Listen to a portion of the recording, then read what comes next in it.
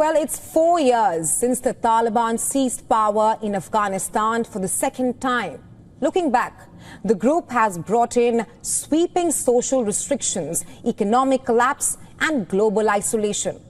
A highlight of the last year was Russia becoming the first country to formally recognize Afghanistan's Taliban government. But has that really changed much on the ground? Here's a report.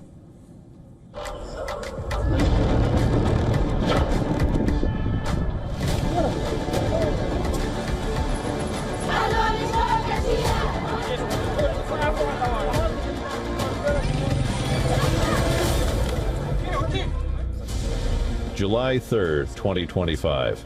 Russia officially accepts credentials of Afghanistan's new ambassador to Moscow.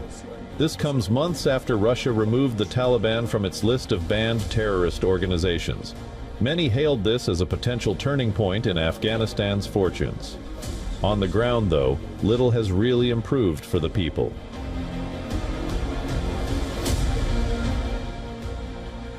In the last year, new bans and Islamist social restrictions have only tightened control on daily life. A continued and worsening crackdown on women's rights and freedoms. Girls and women remain banned from school and college, jobs, political life. Most cannot even make decisions within their own households. The results are devastating. Women are living shorter, less healthy lives. Violence against women grows unchecked.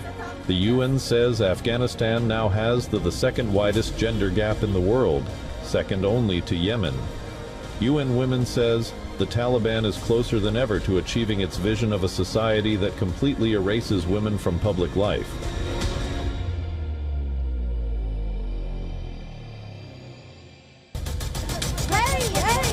Public floggings and executions have resumed, besides more vicious checks on media and cultural activities.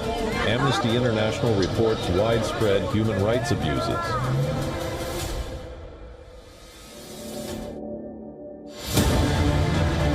The World Bank says the economy has shrunk more than 20% since 2021. Most foreign development aid stopped after the Taliban takeover. Only humanitarian aid flows in, mainly from UN agencies. Major infrastructure projects are stalled. Public services face shortages of funds and trained staff.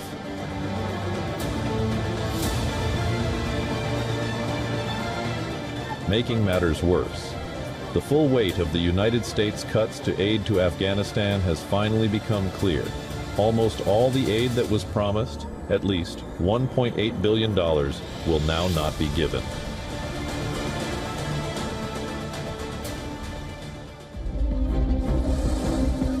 Making matters worse, a massive influx from across borders from Iran and Pakistan. Both countries have put out deadlines and crackdowns against Afghan refugees, many of whom had lived there for generations.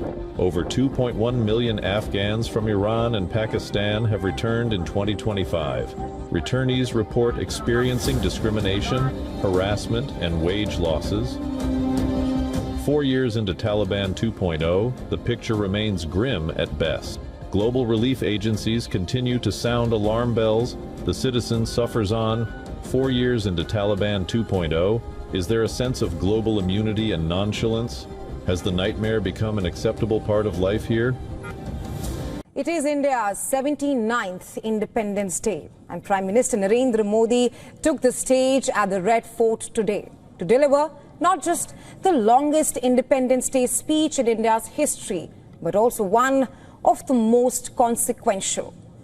A 103-minute marathon packed with announcements that will reshape India's economic and technological future, all coming at a time of global uncertainty and the high-stakes Trump-Putin summit in Alaska. Prime Minister Modi has outlined a roadmap to make India self-reliant by 2047, pledging to empower youth, boost businesses, and also navigate a turbulent global economy. Well, the timing could not be more critical. Within hours, Trump and Putin will meet in Alaska to hold talks that will shape Ukraine's future and also directly affect India's economy.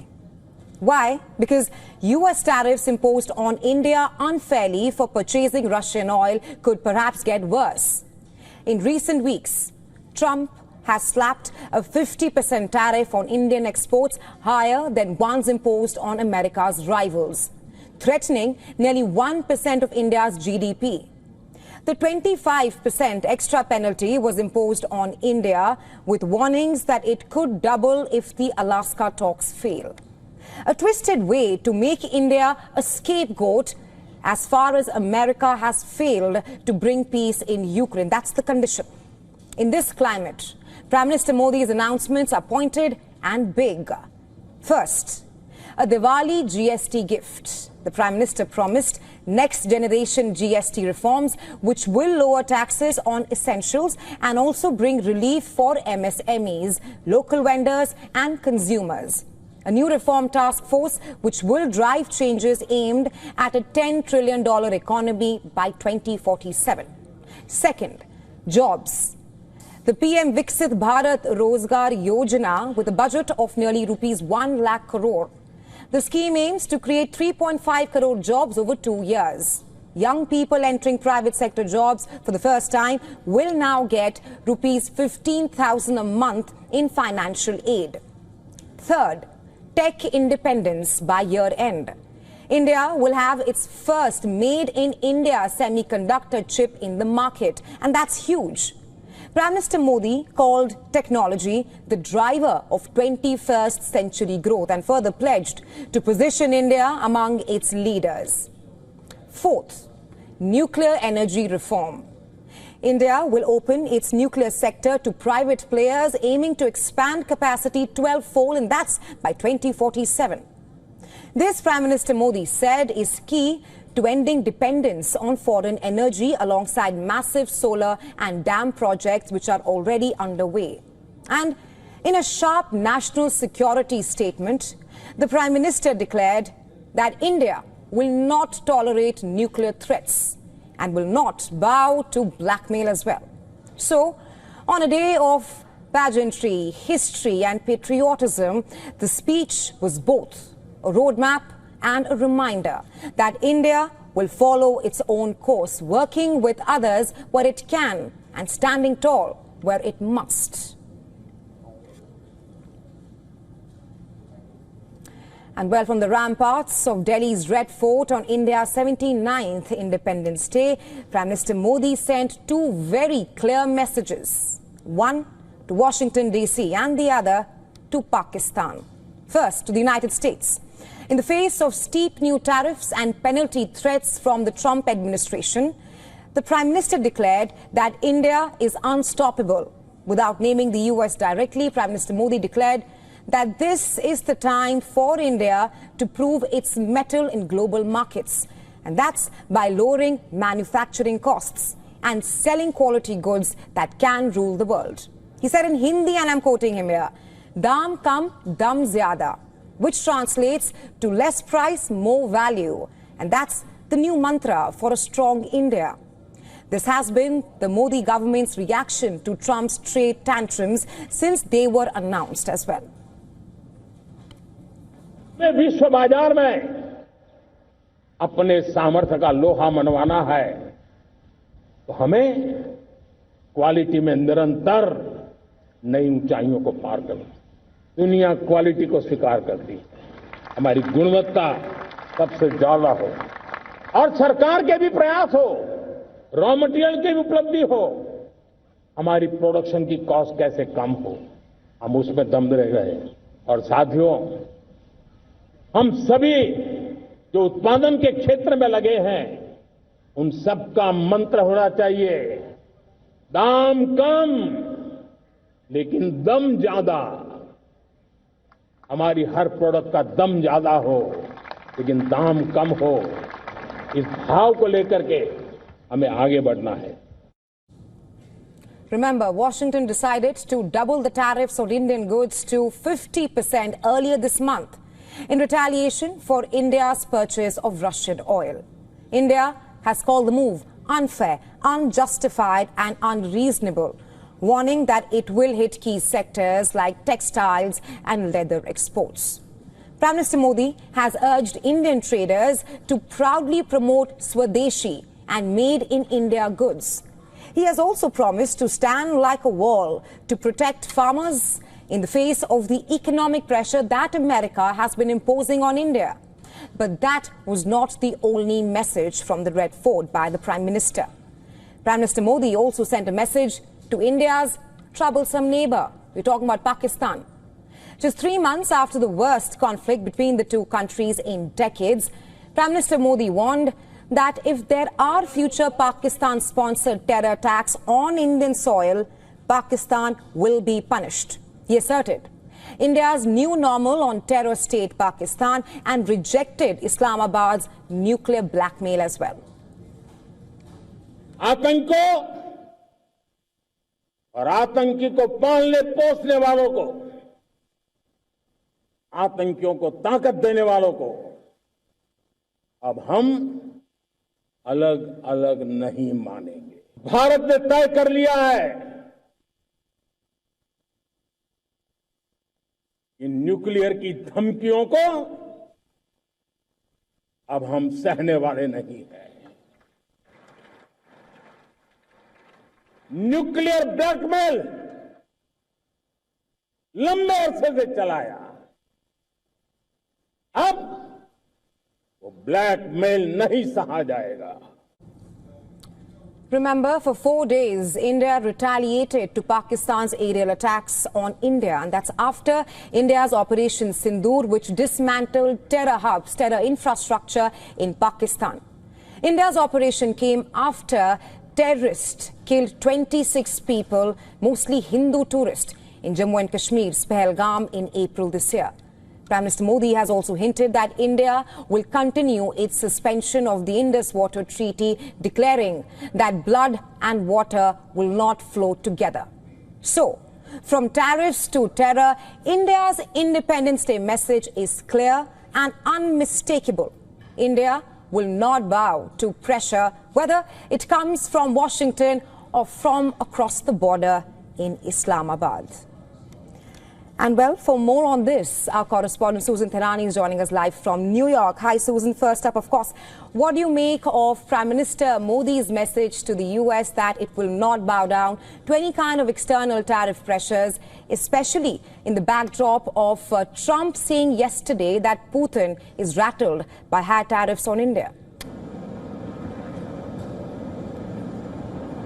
Yeah, it was clear that Prime Minister Modi's message was a clear response to escalating U.S. pressure. And without naming the United States directly, Prime Minister Modi really made clear that he is delivering a nationalist message and that India won't bow down. Meanwhile, I also thought it was interesting that Secretary of State Marco Rubio from Washington, D.C. wished India well on its Independence Day and also said, quote unquote, that India and the United States have consequential and far-reaching ties between the two democracies. So we're seeing that while economic pressure mounts on the one hand, how important it is for the United States to continue this all-encompassing, not just trade, but all-encompassing relationship with India. Right, Susan, thanks for joining us here on Gravitas, but stay with us. We'll be coming back to you in just a short while from now. Shifting focus to Jammu and Kashmir, a massive cloudburst in Jammu and Kashmir's Kishtawar village has left at least 60 dead, including 2 CISF personnel. 100 people are reported injured, 38 of them in serious condition. Torrential rains from the deadly cloudburst triggered flash floods in the remote Himalayan village of Chausati. Multiple residential houses, temples, offices, all swept away in the deluge. Hundreds of people remain missing and many feared to be trapped under the debris. Indian Army personnel, J&K Police and National Disaster Response Force are now conducting intense rescue operations at the site. Underway for the second day right now, with workers working overnight to rescue those who are still stuck. Almost 98 to 100 people are injured. The government team is making every effort to evacuate the injured and provide them with assistance. The Chief Minister is himself supervising, and we are trying to provide all the helplines, phone numbers, and the administration has been informed about any assistance that is required from the medical department. Arrangements are being made for that. पापा के साथ थी लड़का बहरा army वालों ने पकड़ लिया लड़की और पापा का कोई नहीं. Indian Prime Minister Narendra Modi spoke to J&K Chief Minister Omar Abdullah and Lieutenant Governor Manoj Sinha regarding the situation on the ground. The Prime Minister also assured that due humanitarian assistance will be provided to those affected. Well, earlier, J&K Chief Minister ordered a probe into the incident to assess if the disaster was a case of negligence. The flooding situation has also prompted other political reactions as well. Union Minister Dr. Jitendra Singh had earlier said in a tweet that he was en route to the cloudburst site to monitor the situation on ground. Not just that, the Russian embassy in India also expressed condolences to the families affected in the cloudburst.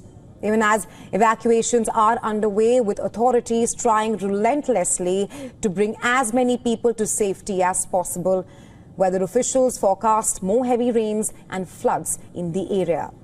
It's also worth noting that this is the time when pilgrims had gathered in nearby points around Kishtwar for the annual Yatra to a Hindu temple that began in late July and is scheduled to end in September.